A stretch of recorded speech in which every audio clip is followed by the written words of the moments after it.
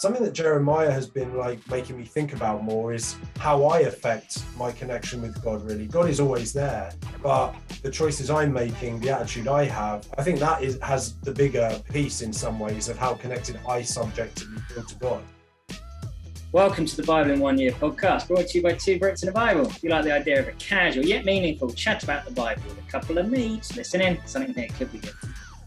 Today is day 230, covering Jeremiah 23, 24 and 25. If you need a brief overview of those chapters, they're in the description.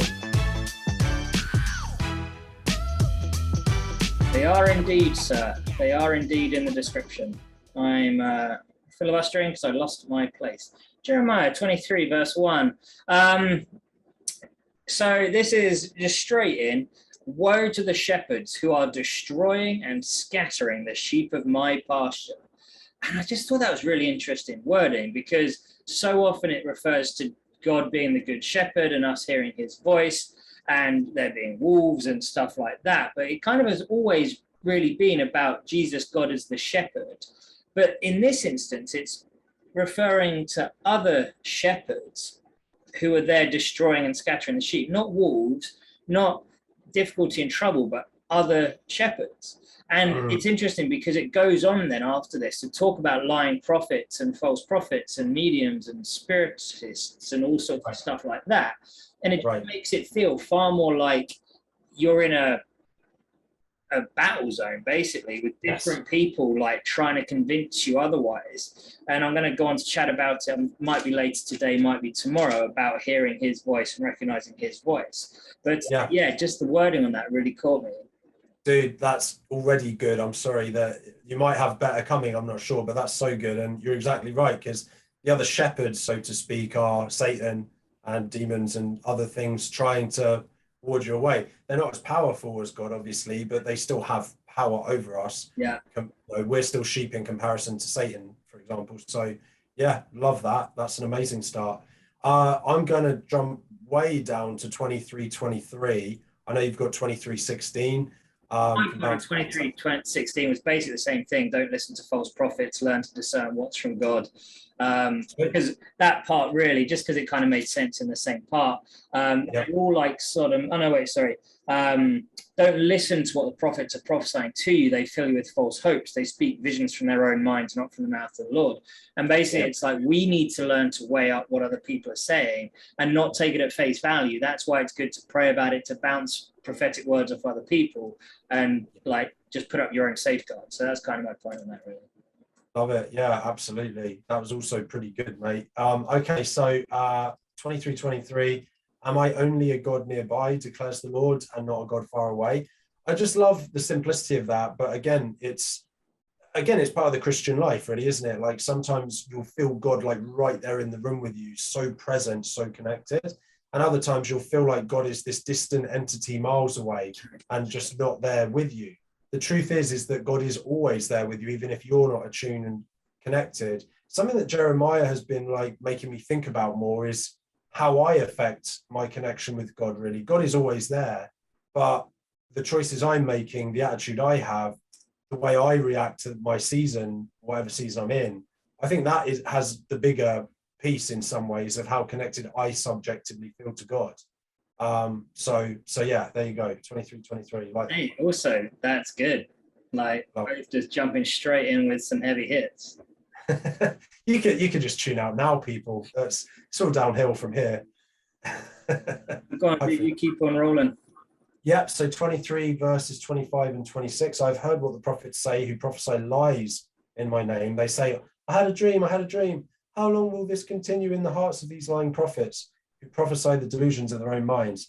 I actually mentioned this a few days ago. So we need to be really careful to discern what is our own thoughts, what are just dreams, just part of having a human brain, and what might actually be God telling us something specific. And as I said last time, I'll say again today, this little book, well, not that little, but this book here is sufficient. The Bible is sufficient. So even if you have some funky dreams, it doesn't mean God is talking to you. Be very careful to draw that line. Yeah. Yeah. And that's And if, where bouncing it off other people is so key, because it's not just yes, he isn't, because obviously he can, as we've discussed, of and I course, know you've said that before as well, but absolutely. don't write it off as like, that was a stupid dream, means nothing. We've talked about Right. the things God asked Jeremiah to do, and there's another one coming up in a little bit, and it makes no sense, but doesn't mean it's not God either. Yeah. Here's, I would say, the line: if it goes against the Bible, it ain't God. If it's within the remit of the Bible, it well could be God. Yeah, true that. That's a good True that. way. So Jeremiah 23:30, therefore declares the Lord, I am against the prophets who steal from one another words supposedly from me. Yes, declares the Lord, I am against the prophets who wag their own tongues and yet declare, the Lord declares. And I guess that kind of ties in with what you were saying literally just a second ago, because sometimes there'll be something which sounds like it's from the Bible because people have taken the word of God, like when Satan tempts Jesus. Yeah. But we still need to be weighing it up for ourselves, even though it could sound like God. We still need to be doing that, because it's like we just have to be so careful with that, you know? Yes. And I think it's quite interesting because it goes then down into 36 to say, but you must not mention a message from the Lord again, because everyone's own word becomes a message from God. And I think there are people still today that when they're prophesying, they'll still say, oh, God says this. And I'm just not comfortable with that, because like we need to be able to say, I believe that God is saying this. I feel like this is kind of what God's getting at. And I think it's difficult because people that might say that, we need to be careful not to put them in places of authority in our church, because it's just too risky for them to say something to somebody that could be new to church or whatever, or very easily influenced, that they then take at, you know, scriptural value.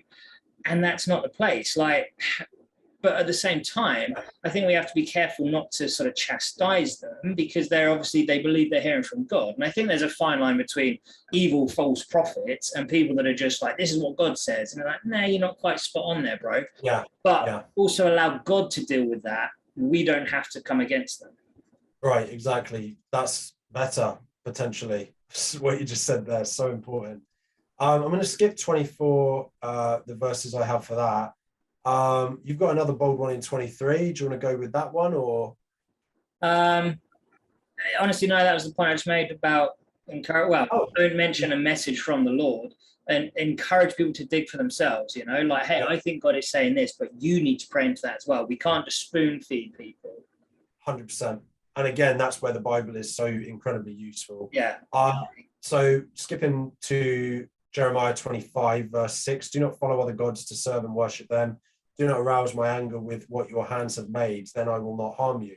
So again, like anyone that thinks that God is harsh or was harsh to destroy the people or anything, clearly just doesn't understand justice.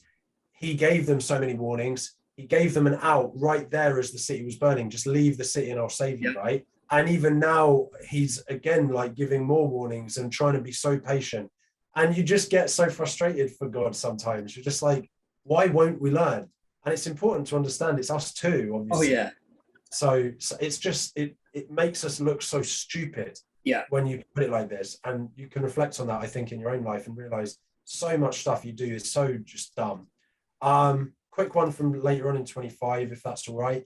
If they refuse to take the cup from your hand and drink, tell them this is what the Lord Almighty says. You must drink it. This is talking about the cup of wrath, right? This reminds me of Jesus, because obviously Jesus takes on the cup of wrath for all of us. And some theologians say that that was actually the hardest part for Jesus. It wasn't even all of the other physical stuff. It was drinking the ultimate cup of wrath, right? And I'm so glad that I don't have to do this. Put it that way. It's just inconceivably awful to drink a cup of wrath. Yeah, it doesn't sound tasty, does it? No, it sounds bloody awful. Probably tastes like a Caesar. Oh, I have no idea. Whatever it tastes like, it ain't milkshake. Yeah, the first time I went to the pub in Canada and I was like, hey, what specials do you have on today? They're like, oh, we have 2 Caesars for $6. I was like, never had one, I'll try it. And I tried it, I was like, nope, thanks very much. Just get it out. potentially worse than a cup of wrath. Wow. Um, This podcast is sponsored by Caesars.